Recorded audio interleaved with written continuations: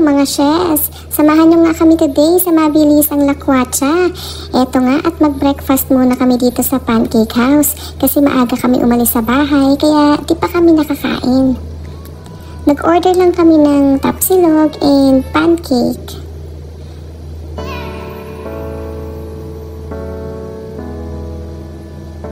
Ayan, so tara, lafang muna tayo.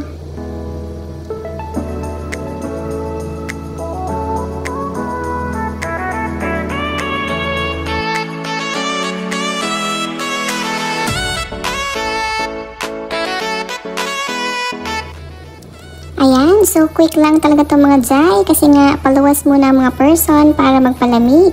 And sa green belt na namin naisipan tumambay kaya arat na, biyahe muna tayo.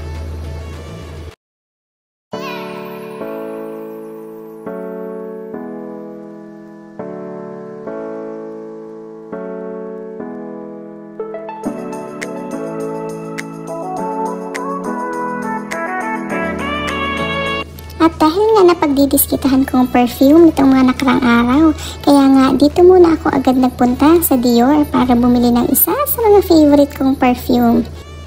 Ito nga yung Miss Dior Blooming Bouquet at syempre hindi kompleto kapag walang body milk. Super bango nito mga sisi cakes, grabe, amoy mahinhin na dalaga ka dito.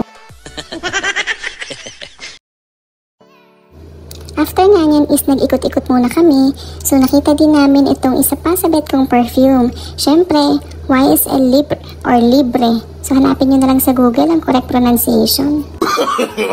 No. Yung ibang store di ko na na-videohan kasi bawal daw. Gutom na din ang mga person, kaya ayan, lumafang lang kami sa Kenny Rogers. So i-upload ko na lang next time yung unboxing ng mga napamili namin. Konting ikot-ikot pa and ayan, ginabi na nga kami sa biyahe. O diba, ang bilis lang. Okay, bye!